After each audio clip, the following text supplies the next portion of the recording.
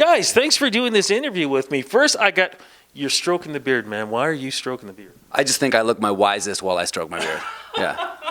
Do you have to, I guess you're doing the same? I want it to look wise too. That's not a quality most people associate with me. Well, the quality they do associate you guys together is great music, and I'm going to tell you right now, I love the album cover. To me, this takes it back to like Parliament Funkadelic kind of thing with all the psychedelic writing and everything. Who came up with the idea of doing this album as like a cartoon?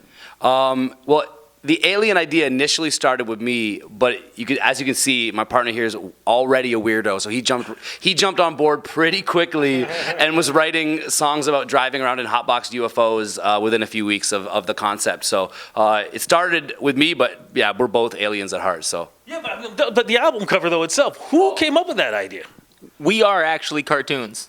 I believe that. I'm part cartoon. Mom was a cartoon. Dad was a human. And so they fell in love.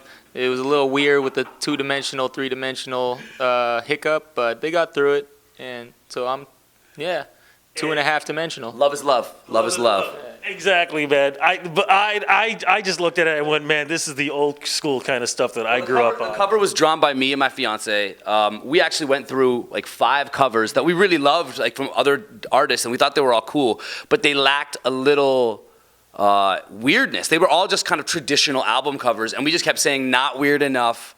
It's not out there enough, because we were hearing the music, and they were never as strange as what we were producing in the studio. So I just said, well, let me start sketching, and then the sketching turned into a concept, and before we knew it, we had something really cool. So okay, you keep bringing up the word weird. What is it about weird that's so important for this concept? Well, we're just not good at being normal, so we figured we'd just go in the other direction and just like ramp up the weirdness, turn it up to 11 and see how people respond to that, Now, before it went up to 11, I want to know about you guys, because this is the first time you guys are releasing an album together? yeah, we've been touring for a minute, for like 3 or 4 years now. In Canada initially, every winter we go down and do the South US and California. We started going to Europe together, and somewhere in that mix, I fell in love with his production style. He's my favorite Canadian producer. He's a super talented young dude. He's almost 10 years younger than me, and so I fell in love with what he was doing, and I was like, let's do something. And it started with one song, and famously, the legend goes that now it rounded out at 13 songs. So it's a dope project, and I think it's going to be the first of many from us. Okay, now before you guys teamed up, what were you doing before this all became a partnership? Careful. Drugs. Yeah. No. And more? No. I've been working. At least they're watching this, man. Okay. Don't do drugs. They're overpriced. All right. Yeah, I was, I had my own solo career as well, and that's pretty much how we started working together. Is we would tour together, and we both have our own respective sets.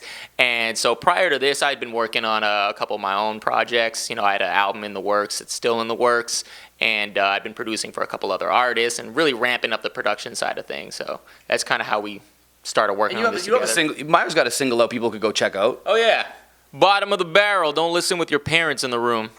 But what were you listening to growing up? But what was the type of music that you enjoyed? It was really eclectic. Like my dad's a huge Bob Dylan fan, but at the same time he's like a teacher for classical music. Like he'll explain the whole sonata structure. So he used to like get mad at me and quiz me on sonata structure and everything. I don't remember any of it, but so there was that. And then my mom was big on the Beatles, and she was a little bit of a hippie, so she was listening to all sorts of different things, as well as like a lot of niche French music, because she's French Canadian, but she really liked music from Paris, France. Okay, so. But did you ever think all this stuff would somehow influence you in this business? You know what? I didn't see it coming at all. When I got into hip-hop when I was like 12 years old, I was just like, I'm just going to do this. And then I grew up around a whole bunch of punk kids, so that seeped into the music. And then as I got older, I started noticing that like all the weird elements of, me growing up all just entered the music in its own way. And so I just welcomed it. I stopped trying to do one thing, formulaic way. I'm just like, all right, bring it all in. Open the floodgates. Let the weird in. And it's working, man. It's working. So now for yourself, sir, I've read a couple of things. We hear about, the run-up to Drake Now magazine or whatever the heck that was. And All of the accolades. All the accolades. And you were on a CBC show, too, right? Yeah. Man, that was a fun experience. And the show was? The show was called Canada's Smartest Person. For people who keep giving me trivia, I don't know anything about anything. Are people doing that to you all the time? Happens constantly. We've got trivia for you. And we go to an interview, and it's like the trivia game show. I suck. I don't know anything. The show is more about your ability to do like a lot of things well. So like when you're an entrepreneur and in the entertainment business, you got to manage your books and book your tours, and also obviously we're musical and we're drawing album covers. So that's all what it was really more testing that you could do a lot of things well. And as a rapper in Canada, just to stay alive, you got to be able to do a lot of things well. So I did pretty well on the show. But the thing is, though, people love what you do in this industry. Did you ever feel like you're going, okay, I've got all these accolades going, man, but what's going to kick it to the next level? Well, I make it a business to know what kicks it to the next level. So we spend a lot of our time going to music conferences, educating ourselves about the business, learning new avenues, learning how you make money, talking to like the leaders in the business from Canada, from the generation before us, about how they found new revenue streams. I was talking to Solitaire last night because he's 10, 12 years ahead of me about what he's done in the last 12 years, because that's my next 12 years, So we try to be smart about it as well. CMW's been really great to us, and these are the places that we go, and we're trying to shop deals and meeting booking agents for festivals around the world. I just got booked for a festival in Germany, and those little wins start to add up. So we're working hard right now, man. The way the industry was for me when I was younger, it did not move as fast. Do you guys feel like these days, as soon as you learn something, boom, something else is coming in?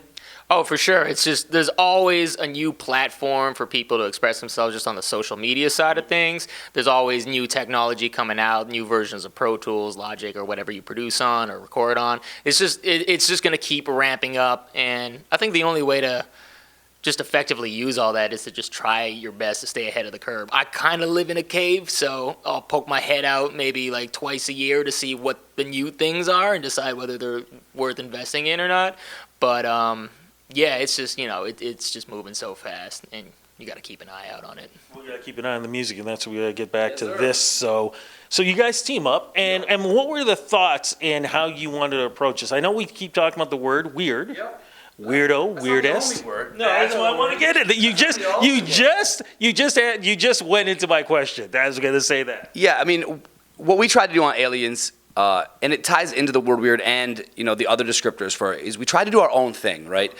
We live in a city in particular, I'd say right now, that's generating waves, and so you've got some of the artists who are creating new sounds and a lot of artists who are following the sound that's being created by the city. And I'm guilty of that as well, and I've made a lot of Toronto sounding records. Okay, now I got to stop you there because I've never heard anybody say this before. So what is a Toronto sound? I mean, I think the best way to describe it for me in the last couple of years is emulating the guys who are doing so well. So initially, I think that starts with Drake, right? And there was a whole wave of young artists who were emulating what Drake had done so well. I'm not going to get into the world of trying to describe Drake music. Everybody knows Drake music. And now Lane's is doing the same thing, and he's got more of a wavy sound, and I'm hearing a lot of these younger artists emulating it. And I love it. In fact, some of those are my favorite records. But that's not our lane. Right, so I'm not gonna get on by being the next Drake. That's just not who I am. Just being self-aware about my sound and what I do best. And so we thought, if we're gonna do our own lane, let's really do our own lane and do something that no one else is doing. We looked up to groups like Run the Jewels, Outkast, and what they were, Run the Jewels in particular, they're resurrecting careers. They're creating growth. They were Facebook's Group of the Year. Killer Mike is in Facebook's Group of the Year, and so we looked at some of those models, and we tried to emulate that a little bit, but then do our own thing. Okay, so what would you describe as your own thing? What would be the sound? Oh boy, our own thing. Oh boy, okay, pressure. Here we go. Our own thing is, I'm trying to figure out the best way to put this into words. I would probably say that it's just allowing yourself to explore where you want to go sonically, not trying to stick to a rigid formula of like chorus, verse, chorus, verse. It's like, let's just see how the song progresses. And we're both like, we're animated people, we're cartoony a little bit, we like to make it musical, danceable, kind of upbeat a little bit. We have our dark moments too, but so we just sort of let the record write itself, and as cheesy as that sounds. We don't try to do anything a specific way. We're like, okay, I like this. I like where this is going. Let's just mess around with it. We'll shoot ideas back and forth. I am a big fan of like some heavy knocking drums and then having like little ambient choruses. And I'm a huge fan of putting Rhodes keyboard and a shit ton of reverb on everything. So that's my sound specifically. So yeah, we just let the records run their course. But lyrically though, what are you guys talking about? Hey, we talk about. Bad alien bitches. So I would say the album breaks into, a percentage of it is really tied into that alien concept. There's a song called UFO about driving around in a hotboxed UFO. There's a song about going to an alien red light district and buying weird alien drugs. But there's also a song like Come Too Far, which is just a don't give up record. It's just a regular, it relates to regular humans too. Don't give up. Shit is hard. Keep going. Boombox is about self-reflecting. Batshit Crazy is about being in a crazy relationship. So there's some normal records in there too. But then what Myer said is he adds his crazy alien synth sound to even those very down-to-earth, human regular records to give it this unique sound. And the other thing that we do that you don't hear a lot of, and I love, my man's been getting a lot of credit for this, is there's songs on there that evolve into new songs and take you places you weren't expecting. And a lot of rappers don't do that. The producers that do it are the greatest producers in the world, the Kanye Wests of the world, where, hey, you've got this thing that we love, great, that's just where we're starting. But by the time we're done,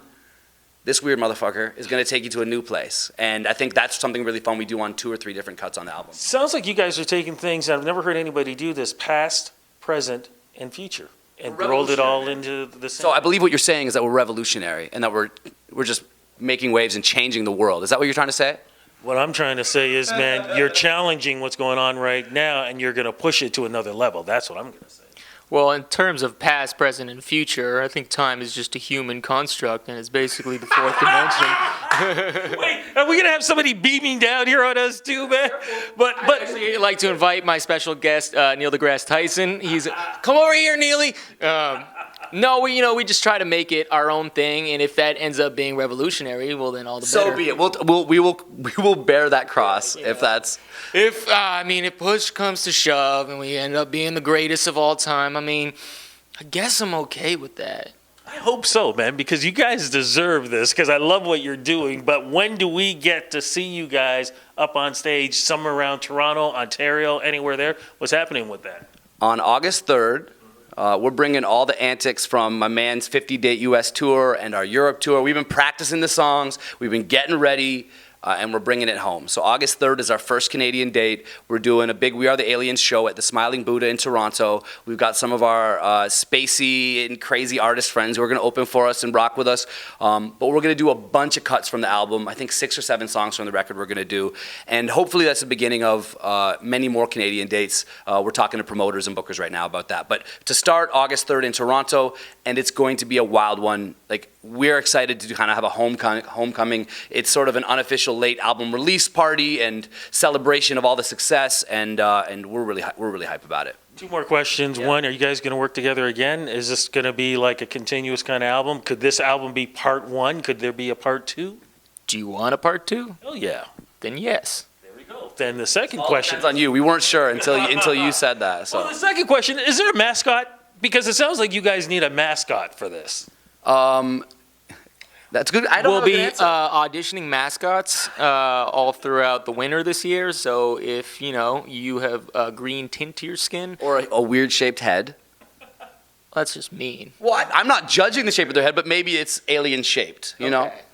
Abstractly alien shaped. I'm not trying to judge. All right, or like alien tattoos, Sure. or like a ray gun, or like a lot of money that you just want to throw our way. Then yeah, we'll be auditioning mascots. What if they like eating humans or something? Nah, That sounds Nah. like trouble. humans are disgusting. I wouldn't want to eat humans. There you go. Like, have you been near humans? Hey man, look, if they want to chew on Trump, they can go right ahead, man. I got no problem with that. But look, On Trump. Let's just end on that. There's nothing else to say. no, there isn't. But we got to find out website, Twitter, all that stuff. Where do we go to follow you guys, social media? So, Myer Clarity, everywhere online. MYER, Clarity spelled the normal way, on Twitter, Instagram, Pornhub, and Facebook.